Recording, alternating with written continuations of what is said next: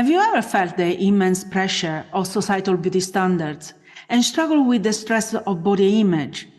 Have you ever wondered what it would be like to nourish your body and soul with a compassionate approach to food, exercise, and self-care, instead of following restrictive diets and punishing routines?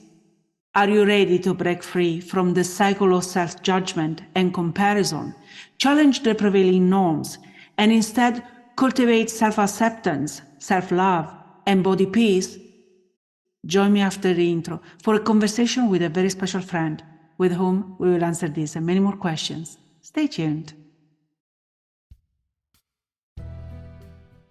Hi, I'm Rossana D, and this is Forgive and Thrive, a podcast where we explore what thriving in life means and how we can achieve it, irrespective of our past, current condition, and expectations that those around us or society in general may have.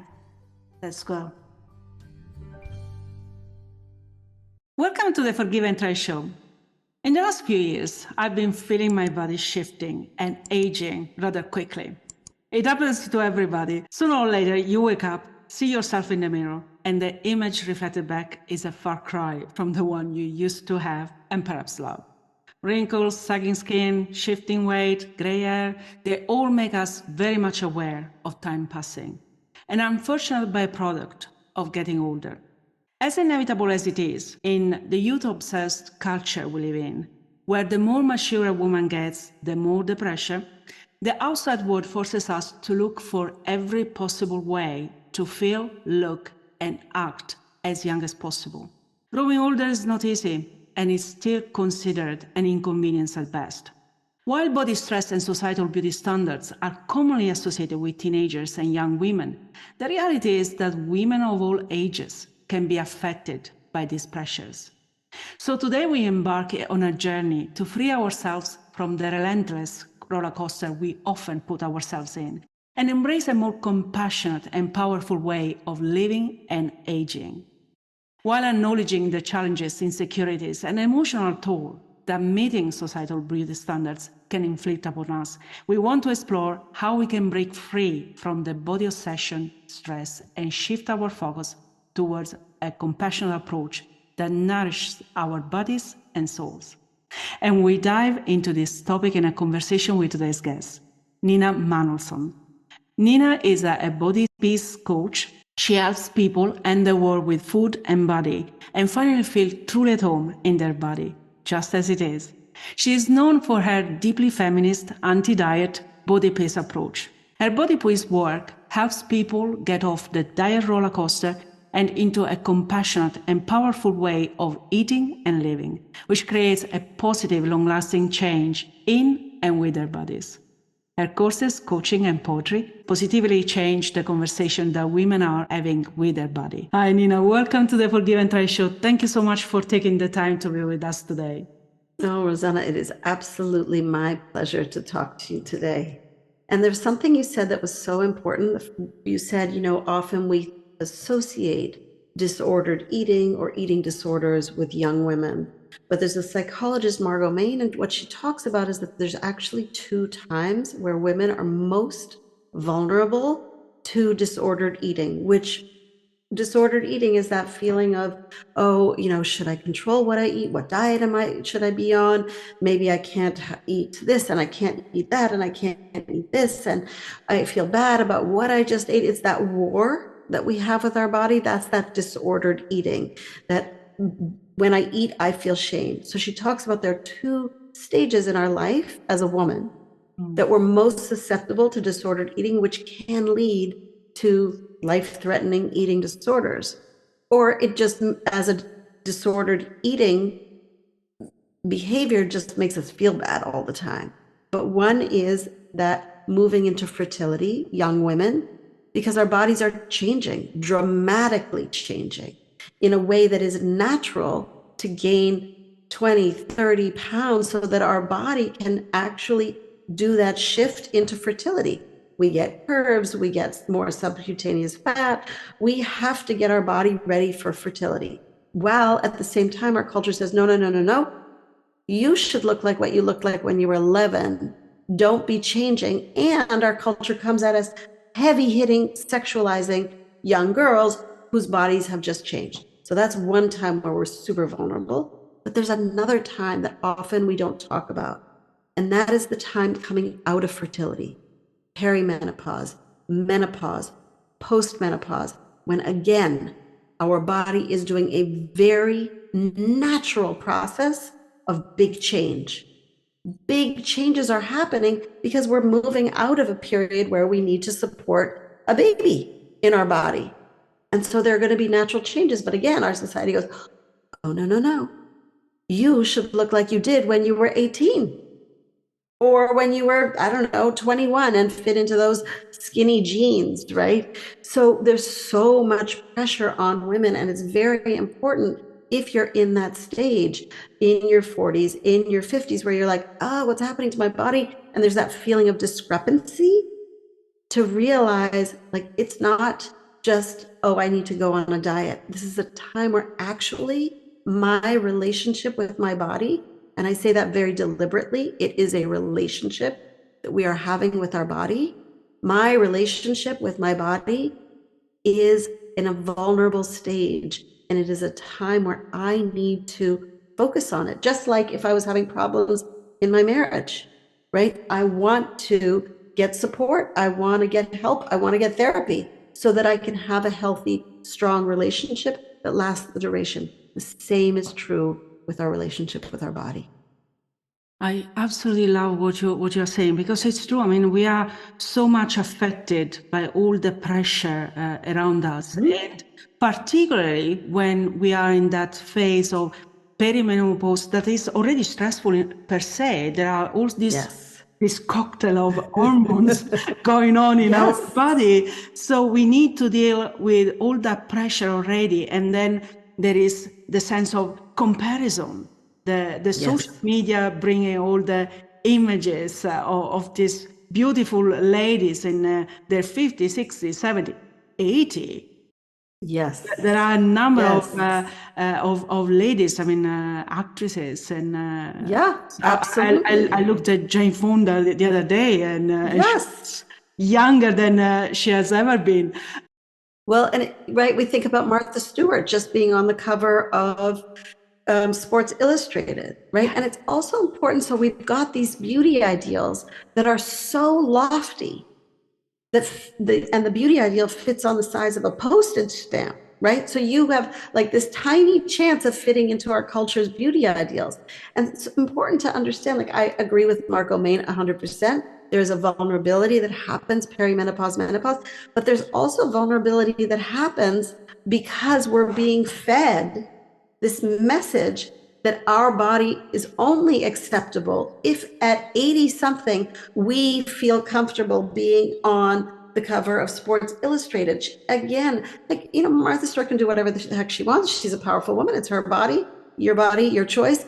And it really sets a painful standard for our culture that, oh, this is what beauty should look like. So we're vulnerable because of our society, and we're also vulnerable because of our life story. Many women have had cancer, right? And so their breasts are different, or their breasts are replaced, or they don't exist, or we've had illnesses, or after we had kids, our body really changed. So all of these ways that our body becomes that don't fit into that tiny postage stamp size of beauty that our culture says that's how you're supposed to look, it sets us up for a war with our body. And it sets us up for what I call body management. And body management is that, oh gosh, it's Sunday night. What diet am I starting tomorrow? Oh, it's Tuesday night and I've already failed. Ugh, I'll just eat everything. I'll start again on Thursday, right? Oh, there's a new book with a new diet. Let me try that one. Oh, all my girlfriends are going on Weight Watchers. Let me do that. That's body management. That sense of I need to be in control. I'm going to get really tight about it. I'm going to get really aggressive with my body. I'm going to bully my body into submission so that it looks like this ridiculous postage stamp size of beauty. And the reality is, and this is so important, the reality is that body management doesn't work. And if we think about it this way, right? If you're with anybody, a pet, a sibling, a child, a parent, and you constantly boss them and manage them, what are they going to do? They're going to be like, no, right? The rebel shows up. They're like, don't boss me. Don't tell me what to do, right? Their autonomy, their actual human nature of wanting autonomy bubbles to the top, and there's pushback. And that's exactly what happens with our relationship with our body. We're getting all aggressive with her. We're getting all body management. And she's like, I'm not eating that. I'm going to eat whatever the heck I want to eat. I'm going to do what I want to do. And then we're like, oh my gosh, I'm out of control. What am I going to do? I feel so terrible. Something's wrong with me. I'm broken. I can't figure this out. And then we feel shame and we feel bad and we don't show up in the family pictures. We hide in the back behind a kid. We don't go to that social engagement because, oh my gosh, there's going to be women we're comparing. We don't go to the reunion because, oh my gosh, don't look like I did. And we shut down our engagement with life. So to come back to this idea of we have a relationship with our body, if that relationship isn't a good one, we actually limit our pleasure of life, our enjoyment of life, our engagement with life. I'm smiling because everything you just said really rings a bell with me. And it made me remember of an episode when I was during a party and I was standing by a wall and a friend of mine came to me saying, Rosanna, I think the wall stands on its own with you supporting it. Yes. It was painful to hear that other people were noticing that I was withdrawing from the rest of the party. But it's true. It's absolutely true. May I ask you, when did you realize that this was an important point? And in particular, did you have a point in your own personal journey where you realized, oh, maybe I'm doing this kind of thinking, or perhaps did you have it? So yeah, absolutely. So the reason that I do body peace work, right? The reason this is my passion, I've been working with women for 30 years to help them create a relationship with their body that feels supportive and caring and nourishing and respectful and positive and sustainable, is because I was the expert at body hate and body war. I really was good at it. Every mirror I went by, I was like, oh, really? My thighs? That's what they look like? Right? Oh, I'd go to any pool, and I'm a swimmer. So I'd go to any pool, any beach, and I'd be like, oh, my stomach isn't as flat as there. It was constant compare and despair, is what I call it. You compare yourself to somebody else, and then whoosh, down the slide and depths into the muck of despair. So I was constantly in compare and despair. And I was constantly, I don't even, not willing to even say out loud how many years I did Weight Watchers over and over and over again, and every other diet under the sun, because I was like, if I could just be thin, if I could just fix my body, if I could just make my body look the way I saw growing up in 17 magazine, then I'm acceptable, then I'm worthy, right? It's that idea that our weight and our size equals our worthiness. And it got to be so painful for me that I was like, there's got to be a different way here. And so my journey, my personal journey, also became a professional journey. I became a therapist. I became a body worker. I worked with women in there to feel really comfortable, safe, and be able to relax in their body. And then I went back and became a health coach. And then I wove those together, right? Those pieces of how is this relationship with our sense of well-being, with our emotional life, with our sense of just how does our life go? How do we create a sense of feeling like this is a good place to live, this body of mine? I'm happy in this body. We don't have to be, you'll notice I don't call my work body love. That's often like too aspirational. Like I don't need to, and I literally tried 10 years in the mirror.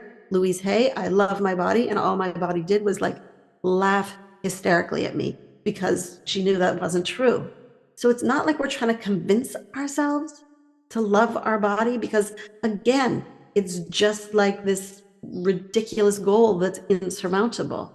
but we can be in a relationship that feels like a good relationship, any good relationship. We have days that we're like, "Ooh, I feel all that."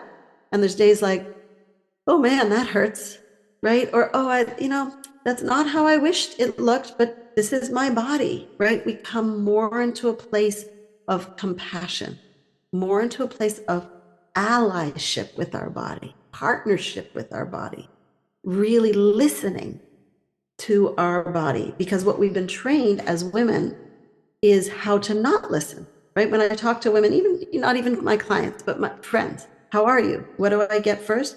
My kids are this way, my partner's this way, my mother's this way, my father's this way, my pet's this way." Oh, and I'm like, "And you?" "Oh, me," right? So we forget, we put ourselves on the back burner. And so for women to say, yes, my relationship with myself will change the way I feel in my life, is the place we want to focus. So where do you start? How do you reframe that relationship from Yes. I need to love this body into something, well, this is my body, and Yes. today feels good, or yesterday didn't feel that well. How can you Yeah. reframe? Yeah. I love that word that you use, Rosanna, which is reframe, because one of the first things we want to do is actually reframe it as a relationship. Mm. Because so many women treat their body like it. I call it living next door to your body. It over there, that body of mine next door, it should go to the gym. It should eat more vegetables. It should eat less. It, right? No, right? That's a objectified relationship. The philosopher Martin Buber talks about I and thou relationships and I and it relationships. The I, it is that thing over there. It doesn't feel very good. It's not engaging. It's not an actual relationship. It's an objectification. So the first thing we want to reframe is, this is a relationship, and I would like it to be an I and thou. Me and you, body, we're together. Let's do this thing together. What do you need? So the first thing we want to do is go, okay, this is a relationship. And just like if you were sitting in my office or in a therapy office with your partner, and the therapist would be like, tell me a little bit about your relationship. You would start to unpack. This is how my relationship has gone. Let me tell you a little bit about my body story. This is where I learned, right? When we're in couples counseling with our partner, where did you learn how to be in a relationship? What were the examples that you had from your mother and your father about how to be in a relationship? It's one of the things we want to unpack in our relationship with our own body and food. Where did we learn this? And many of us learned how to be in relationship with our body from diet books, from social media, from blogs, from our mother dieting their whole life, from our gym teacher yelling at us to, in my case, get up that scratchy rope in gym class, which I never could do, right? So we want to be looking and start to really questioning, where did these messages come from? Because what we learned was, we aggressively learned how to manage our body. That's what we learned. And so important to shift out of that aggressive management model into, we're talking, we're listening, we're having a positive relationship. Can we just say that diet per se is not really the problem? I mean, there are situations where the overweight can be unhealthy, and therefore there must be some step that is perhaps taken in that sense. But it's the yo-yo dieting that is wrong. Is accepting, okay, there is a situation that perhaps needs addressing, but I need to do it in a compassion, as you say, in a compassion manner, rather than, oh, I tried this for 3 weeks, and if it doesn't work, I take 1 week off, and then I try another diet or another. I don't know if it makes sense. There's so much to unpack in what you said, Rosanna. I'm saying this from someone that has been overweight all her life. So yeah. So let me just unpack a few things, and I'm going to go backwards. So one of the things you said was the danger of roller coaster dieting. Absolutely, right? When we go up and down, the most common outcome, and this comes from research, the most common outcome of dieting is disordered eating and weight gain. So every time we go on restriction, I'm not going to eat this anymore, the most common thing we're going to do in response, in reaction to that restriction, is to eat more and to create a disordered relationship with our food and our body. So that's one piece. But then I want to reel back to something you said in the beginning, just right away, the word overweight, right? Who gets to decide? Right? When we look at metrics like the BMI, body mass index, or the charts at the doctor, those were created by insurance companies. Those were designed for something completely else, not for human beings, and mostly designed around men, not women.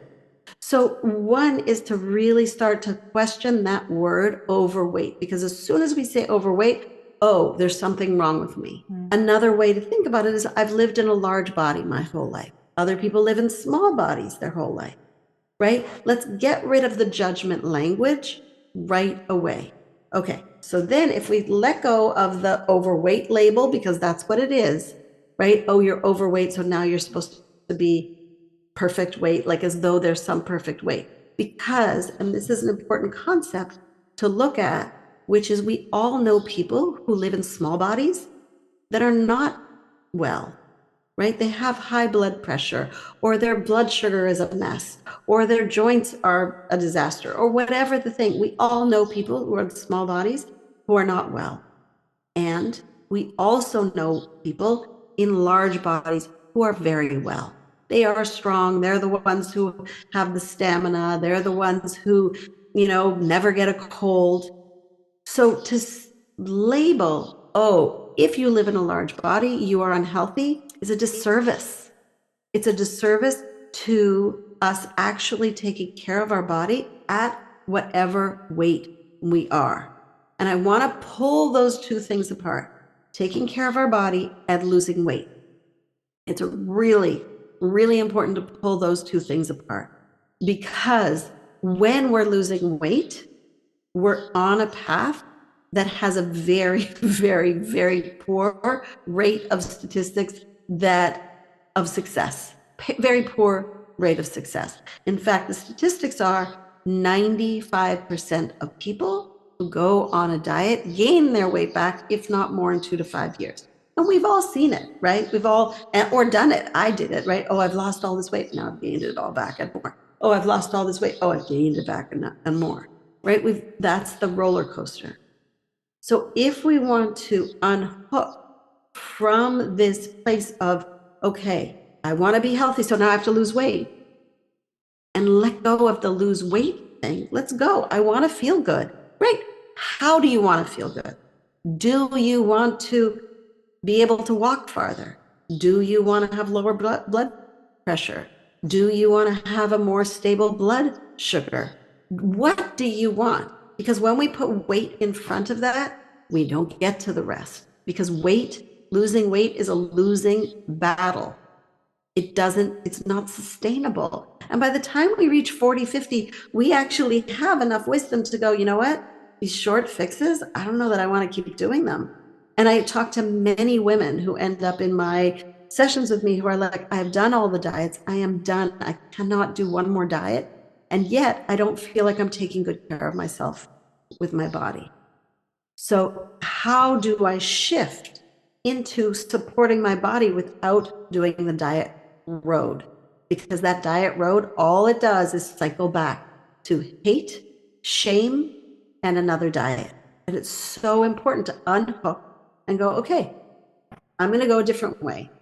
My suggestion, of course, is body peace, because it's sustainable and it creates a supportive paradigm for us to be on our side, on our own behalf. We are acting, we are eating, we are behaving in a way where we are on our side, not fighting ourselves, because that just feels bad. It's so interesting. I actually realized how damaging the words we use can be. Mm-hmm. And it's not just society is pushing upon us images of unattainable standards. Actually, they are teaching us how to define certain things and what sort of words we should use in those situations. Yes. Thank you for pointing that out, because obviously it's so radicated in our culture that Yes. it was normal to say, well, I'm overweight. Well, you're Yeah. right. I'm not being compassionate towards myself and my body. So Right. where do we start there? So one of the things you just said there, which is, oh, I realize how damaging the culture is. And also, Rosanna, you said, I realize that's not a very compassionate thing to say. Oh, I'm overweight, right? It's almost like, let me apologize for my body. And let me actually start this like sort of internal dig at my body. Oh, I'm overweight, right? So where we want to start is creating more compassion, right? We want to create a conversation with our body and our food, right? One of the programs that I lead is compassionate eating. How do we be in a kind and caring relationship with our food and our body instead of one that is aggressive? In fact, there was a client I had when we were unpacking her relationship with her body, and she said, and we were talking about this idea of relationship, and she said, wow, I don't think I would tolerate anybody else treating me this way. This is like a really toxic relationship. She was like, oh my goodness, I've been in a toxic relationship for 30 years. And that was the truth, right? She wouldn't tolerate anyone else talking to her that way, bossing her around that way, shaming her all the time, having her really hide herself all the time. She wouldn't do it, right? And yet that's what we do to ourselves. So one of the things we want to do is create this conversation of compassion. And there's a very powerful tool that I have on my website. There's two actually, but one of them is a journal, Practicing Body Peace. And it's a great place to start, because on it are 20 questions that I would ask you if you were sitting with me in a session. Plus, there's some of my body poems on there, my body peace poems, to support you to really think about, how am I talking to my body? What am I saying? How am I saying it? So that's one place I really encourage people to go, is to bodypeacewithnina.com, which is all one word, and get that journal. And there's also a free masterclass. And how we talked about these kinds of relationships we have with our body, right? The body shame, the body hate, the body management. There's other relationships that we can have with our body. We're only taught as women specifically to have a negative managing relationship with your body, because that's how we're taught. This is what's going to make you feel better. You just get more in control, more willpower, more aggressive. But we know that doesn't work. And so in the Body Peace Masterclass, we go into the other kinds of relationships that we want with our body, right? A compassionate relationship, a caring relationship, an allied relationship. What does that actually feel like? What does that look like? Because when we can feel body peace, we're much more ourselves, right? There was a client I had who we worked together, and she started to feel really like, oh, I have let go of the obsession of the scale and the points and the grams and all of the things. And she's like, suddenly I feel like I have my brain back, like I have space. And she was working in the corporate environment, and she went back to a very prestigious business school and got a huge promotion and was willing to be more visible and more seen and talk in public, right? And that's her story. But the concept of that, which is we get ourselves back and we get to choose how we want to show up in our life. And it's important because honestly, we have more important things to do than obsess about what we just ate, right? The world needs us desperately. And us being focused on, wait, how many ounces of that? I ate too much.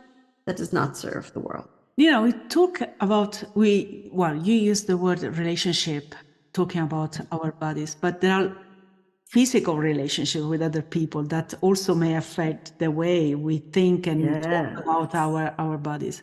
So, for example, very often we think that we have to be on that strict diet or that very strict exercise regime because of our partners. So because we have to look in a certain way for them rather than for ourselves. How important is to separate these two things? So the way I want to, there's a couple of ways I want to answer that question. And one of them is through a poem. So I write body piece poems. And one of the things that really impacts our relationship with our body is sexuality, right? Oh my gosh, I'm going to get naked. And then they're going to see my body. And then they're touching my tummy. It's too big. So I write poems. I've written body poems for many years now, and I write them to really change the vocabulary that we have, and also to shine a light on some of the dynamics around food and body that we don't talk about. So this particular poem, and I'll just be very vulnerable here, this is, many of the body poems I write are my story. This one absolutely is. So this one is called Don't Touch My Belly. We were in bed together, touching all the places for delight, but out of my mouth came, don't touch my belly, and I moved his hand away from the part of me that I thought was too big, too much, not flat enough, not appealing. My mind that had been seduced into sensation was suddenly trapped in self-criticism. Self-consciousness took me out of my body. I lost my experience of aliveness. I lost connection to my mate, to the moment, to myself. Society's absurd ideals of what is sexy got into bed with me. I want to say, I now say, get the hell out of my bed, out of my body. This pleasure is mine. This belly is mine. And then I put his hand on my belly because that's sexy too. Oh, that is so beautiful. Thank you so much for gifting us with this poem. I think a lot of people can really see themselves saying the first few verses, and perhaps we have all done it. We are in that situation where you say, oh, I don't feel comfortable, exposing this part or that part. So that really shows the compassion towards every single aspect and part of our own body. So thank you so much for sharing that. You're so welcome. And it's really important to shine a light on the impact of our body image, right? How we feel about our body on our intimate relationships. Because often it breaks the connection. We're so in our head, we're so in self-consciousness, we're so in shame that we don't allow ourselves that intimacy, we don't allow ourselves that pleasure, and we don't allow ourselves to be adored and loved the way we deserve. Because I hear so much like, oh no, I'm going to be criticized, I'm going to be shamed. And if you're with somebody who's critical and shaming, ouch, that's something to really look at. Because the person that you are intimate with needs to be that, like, oh my gosh, you are all that. Every single cell, every single roll, every single little line of cellulite is gorgeous because you are beautiful and you are also your body, but so much more, right? Because we're not loved just because we're in this physical package. And if you are, run, because that package is not going to stay the same, right? We are all aging. As my mother, who's 91, says, if we're lucky, we're aging, right? So we're all aging and our body is going to change.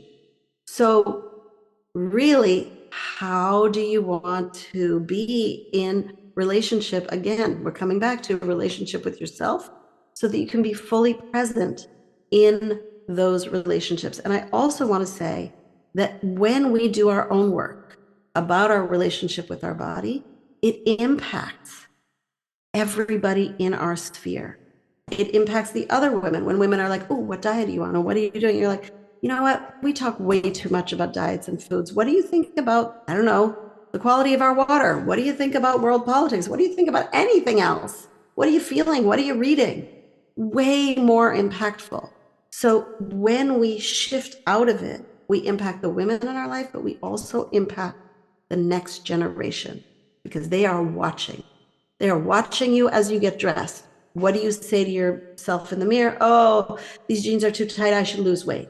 Oh, my butt is too big in this. Oh, do these pants make me look fat? They are watching and listening, and they are internalizing what you say to your body as the way to be in relationship with a body. So when you do your own work to heal your relationship with food and body, you are making a difference to the next generation in a big way. Oh, I love that. Absolutely love that. And as we were mentioning just before starting, I start noticing how my little niece, just 8-year-old, is noticing and paying attention to airbrushed girls and advertisement and this kind of thing. So obviously that is a very important point. But there is something that made me think that you said that very often is just our idea that we are not beautiful enough or that part is just too big. Perhaps our partners don't even notice, or people around us don't even notice. So it's more a problem for us than for them, but we take them as responsible. Often that is true. They're like, what? You know, I remember when when my butt was getting wider, and I looked in the mirror one day and I said, I'm like, my butt's getting wider. And my husband was like, and the problem with that would be what? Like, he was like, I don't get the issue here. Like, okay, great. So there's more. Fantastic. Like, even better, right? Like, what they're thinking and what we're thinking are very, very different. And one thing I want to come back to that you said that's really important, Rosanna, you said it's our ideas. Yes and no. We got those ideas somewhere. Just like your niece is looking at that airbrushed image, she's getting the ideas of what her body's supposed to look like from that image. So it's very powerful to go, wow, I wonder how much airbrushing they did for that image. Oh, I wonder how many filters are on this image on Instagram, right? Is to really call out our society. And within us, when we hear that critical voice, where did I learn that? Where did that message come from? Because usually it came from a 78 billion, with a B, $78 billion diet industry. So every day, billions of dollars are coming at women, men too now. They're coming at us saying, your body is not okay. You should fix your body. And in fact, you should buy our new weight loss product in order to fix your body. You should do our new extreme, challenge, blah, blah, blah thing in order to fix your body. No, right? Coming back. What do I know about my relationship with my body? Do I need to work on this relationship, right? I just spoke to somebody who became a new client yesterday, and she said, she'd just gotten out of a marriage for 20 years. And she said, oh my gosh, I realized I've internalized all of the judgment that was in that marriage. And, she said, I said to my sister, I need to talk to Nina. And her sister said, no, you don't. You just get over yourself. Like, you're fine. And she was like, if I could, I would. But those messages that I got in my culture that were reinforced in a marriage that was not positive are so ingrained, I believe it.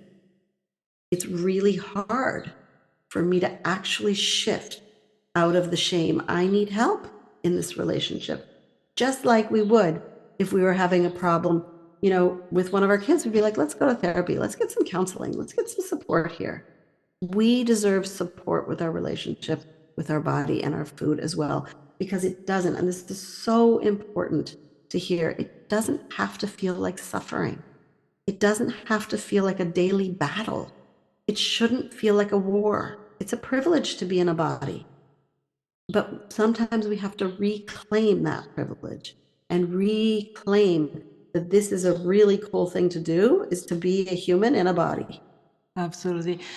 How can we shift societal? Because I mean, you mentioned this 70 billion industry that Yes. obviously is fighting against us. How can we rewrite the narrative, the societal narrative around this topic, and in particular, what men can do? Because obviously, a big part of the work has to be done by women with themselves. But Yep. do men also have a role to play in reshaping that Yes. narrative? Yeah. We all do. We all do. And one is going, wow, that's diet culture. That's the easiest, is just to start being like, wow, they're selling weight loss. Wow, they're selling beauty ideal, right? Wow, they're selling this idea that women shouldn't age. Wow, they're just naming it to start with, right? Calling it out and being like, I don't buy that. And being vocal about the reality that this onslaught of how we should look, this body idealization, is actually a lot of BS, right? Just really saying it, wow, that's toxic messaging. Because the more we say it out loud to the people around us, we'll go, oh, yeah, it's true. That's ridiculous, right? It's just not true. It's not real life. Nina, when we start with all this body shaming, we create a lot of emotions that are not really helpful. How important is to let them go?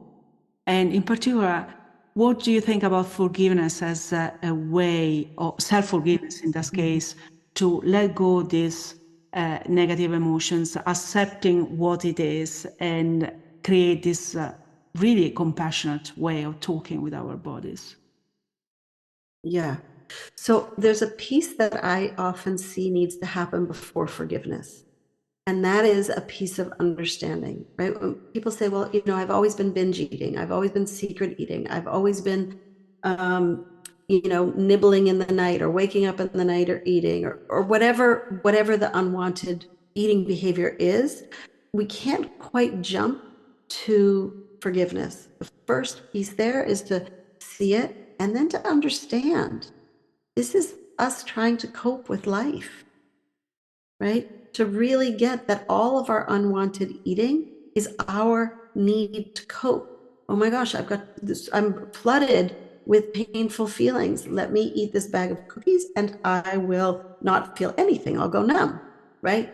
Oh my gosh, I walked into this social setting and it was so hard socially that I just nibbled everything on the buffet and then I felt terrible, right? Before we can just go and forgive, we go, oh, you are coping with difficult feeling. And then once we can walk into it from that place of understanding that as human beings, we're always trying to do our best, even if it shows up in ways that are hard and not how we'd like to show up, is to be like, oh, of course, I understand that. And now I can open the door to, I totally get it and I forgive you. I really understand that. And I can soften into the forgiveness. And that does help us build that compassionate relationship. I absolutely love that. Thank you so much. Nina, I am aware of the time and I would like to come back on you before we close this conversation. What are you working right now? What you would like to share with us? Yes. So in fall 2023, I have a very powerful program, my compassionate eating course is coming up. And that's a 3-week program to really dive into how do we shift that relationship with food to be one that's really based in compassion and not management. I also have a wonderful year-long program called Body Peacekeepers for people who are really ready to do that deep work. And for those of you who really just want to get a start on your body peace path, but not sure where, the best place is to pick up that journal, that practicing body peace journal, at either ninamanolson.com, which is a little hard to spell. So Body Peace with Nina, all one word, bodypeacewithnina.com will bring you to my website and you can connect with me there. And I am really passionate about helping women change the relationship with their food and body so that they can do the things that are really, truly important to them and make the kind of impact in the world that they want to make. Fantastic. And as always, we will put all the links in the description of today's episode. Very final question. If there was one take-home message that you would love everybody to remember from this conversation, what that would be? Is that you are having a relationship with your body and you get to determine what kind of relationship that is. Oh, that is so beautiful. Thank you so much. Well, I hope that this episode has provided insights and inspiration on how important it is to rewrite the narrative, cultivating self-acceptance and empowerment, and also a profound appreciation for the beauty that exists within us at every stage of our journey. And I want to leave you with a quote from Betty Friedan, who said, "Aging is not lost youth, but a new stage of opportunity and strength." Nina, thank you so much for being with us for the past hour and accepting our invitation and sharing so much about yourself and the work you do. Thank you. Very much appreciated. Thank you so much, Rosanna. Thank you. Well, we would love to know what you think about this topic. Do you experience body stress? If so, you will find so much in this episode to challenge your current views and put you on a path to achieve body peace. But as always, if you have questions that perhaps we didn't address today, let us know, get in touch. We will strive to seek those answers for you. Also, don't forget to check Nina's website and to follow her on social media. You will find all the links in the description of today's episode. Join me next time when we will continue exploring inspiring and challenging situations. Because remember, we are together in this journey. Thanks for watching. If you enjoy this content, subscribe to our channel. And don't forget to hit the notification bell and like this video. See you in the next one.